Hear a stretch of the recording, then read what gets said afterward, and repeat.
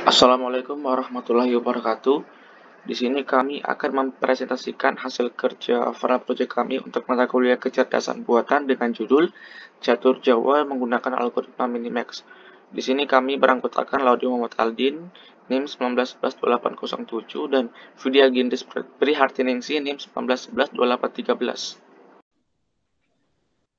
Aldin, kosek-kosek, bentar yo. Ya, di sini aku akan menjelaskan tentang algoritma Minimax. Nah, algoritma Minimax di sini adalah algoritma yang digunakan untuk menentukan pilihan agar memperkecil kemungkinan lawan kehilangan nilai maksimal. Nah, algoritma ini biasanya diterapkan dalam permainan yang melibatkan dua pemain. Nah, algoritma di sini itu ada dua kriteria. Yang pertama, algoritma itu selalu mencari nilai terkecil. Nah, yang kedua, selalu mencari nilai terbesar. Nah, algoritma ini bekerja secara rekursif dengan mencari langkah yang akan membuat lawan mengalami kerugian minimum. Semua strategi lawan akan dihitung dengan algoritma yang sama. Aduh, Aldin, nggak tahu deh, wes capek aku.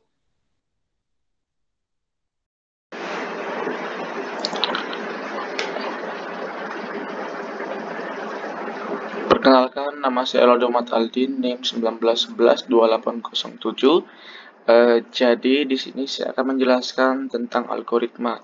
Nah, untuk algoritma yang kita gunakan di mata kuliah kecerdasan buatan ini dengan algoritma Minimax, di mana di sini menggunakan algoritma dengan mengasumsikan max dan min. Algoritma Minimax digunakan untuk pengecekan seluruh kemungkinan yang ada sehingga permainan yang dimainkan itu bisa dijalankan sebaik mungkin.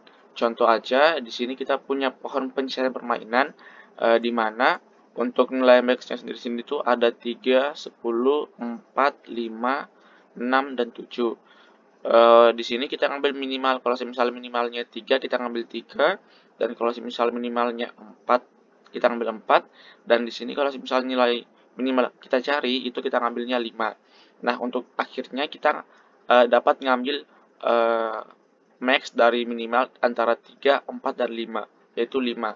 Misalnya kalau misalnya lagi kita di angka max-nya tetap sama 3, 10, 4, 5, 6, 7, tetapi kita mengambil dan mencari nilai max. Berarti nanti 3 di sini akan berubah menjadi 10. Misalnya di sini 4 berubah tetap jadi 4, dan kalau misalnya di 5, 6, 7 kita mengambil nilai maksimalnya yaitu 7. Oke, untuk setelah kita menentukan nilai maksimal, berarti tadi itu 3 berubah jadi 10, tetap 4, dan 5 berubah menjadi 7. Berarti nilai maksimal di pohon kedua ini yaitu ada 10, 4, dan 7. Nah, selanjutnya kita mencari nilai minnya. Oke, di sini tadi ada 3, 4, dan 10, berarti untuk nilai minnya itu ada 3. Gitu, itu cara kerja pohon pencarian permainan. Oke, terus juga di sini di permainan ini kita mengambil contoh permainan yang menggunakan dan melibatkan algoritma Minimax, yaitu permainan catur Jawa. Nah, di sini untuk tiap-tiap percabangan faktor antara 3 dan 3 sampai 5 akan menghasilkan waktu pembangkitan sebanyak 1 tambah 3 tambah 9 tambah 27 tambah 5 tambah 1 tambah 1 243 sama dengan 364 dikali 1 sama dengan 360 detik atau sekitar 6 menit. Oke, untuk tahapan pembuatan aplikasi sendiri di sini yaitu kita punya konstruksinya, di mana di sini kita menggunakan bahasa pemrograman Java. Di sini kita punya public catur Jawa. Kita memasukkan integer kolomnya, integer playernya sama dengan 1. Terus untuk gerakan new dan gerakan vektornya integer dan vektor integer. Nah, di sini perannya algoritma Minimax antara while yang bernilai true jika player sama dengan 1, maka papannya akan berjalan, dan akan bekerja jika sistem out print-nya memasukkan gerakan 1 sampai dengan 7. Terus di sini kita punya kode while, kolomnya kurang 0 banding kolom sama dengan lebar, tinggi kolom sama dengan tinggi. Nah, untuk else-nya, di sini gerakan untuk remove all elements-nya. Misal kita kolomnya masukkan nilai 0 dan integer preview-nya kita masukkan maksimal record min 1. Oke, di sini juga fungsi bekerja minimax di mana for integer x sama dengan 0, x lebih kecil lebar, dan if tinggi kolom tinggi sama dengan continue. Oke, di sini ada penggunaan algoritma minimax di mana kita memasukkan integer value minimax-nya sama dengan 2,x, dan jika value-nya prevalue-nya itu gerakan, maka elemennya akan bergerak dan prevalue-nya akan sama dengan value-nya gitu. Dan jika if value-nya sama dengan prevalue, gerakannya akan bertambah dengan menggunakan integer yang baru gitu. Selanjutnya, untuk algoritma minimax sendiri itu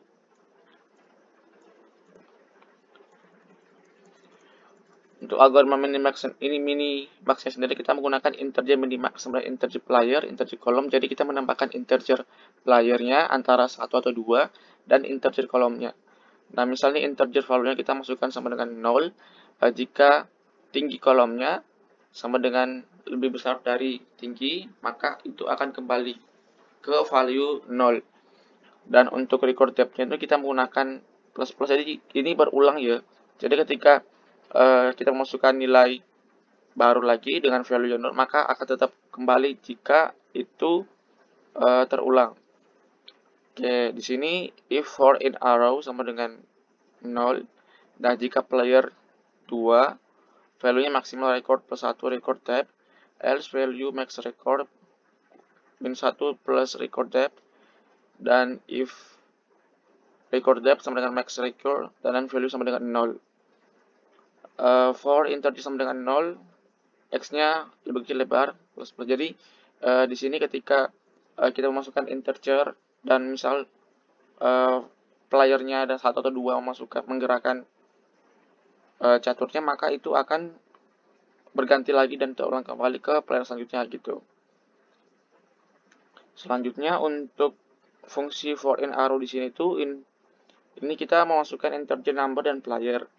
Nah, misal untuk integernya jika y-nya sama dengan 0, maka y-nya lebih kurang dari tinggi dan berulang lagi gitu. Dan num-nya sama dengan 0, playernya sama dengan 0. Dan for integer x sama dengan 0, dan di sini banyak kita menggunakan perulangan karena untuk permainan catur sendiri itu menggunakan algoritma minimax di mana ketika player pertama memiliki kesempatan, maka player kedua juga akan memiliki kesempatan gitu. Jadi ketika kembali lagi ke player awal, maka akan terulang lagi gitu. Jadi sama halnya ketika kita main catur seperti biasa, kita memindahkan antara pion-pion yang perlu kita pindahkan gitu. Jadi banyaknya perulangan di sini. Terus di sini kita punya ini for integer x start sama dengan 0, y start sama dengan 2, x start kurang 4, num-nya 0 dan playernya 0. Dan jika integer x sama dengan start dan y sama dengan start, x lebarnya dan tingginya ini akan berulang lagi gitu. Selanjutnya mungkin sekian dari penjelasan seputar algoritma. Untuk algoritma minimax yang kami gunakan sendiri itu kebanyakan menggunakan dan khususnya untuk permainan-permainan yang sifatnya itu 2 player, kalau misalnya catur Jawa dan juga tic-tac-toe. Itu adalah implementasi kecil dari permainan catur Jawa yang kami gunakan untuk bahan final project. Mungkin sekian yang bisa saya sampaikan, yang bisa kami sampaikan. Bila ada salah kata mohon dimaafkan. Wassalamualaikum warahmatullahi wabarakatuh.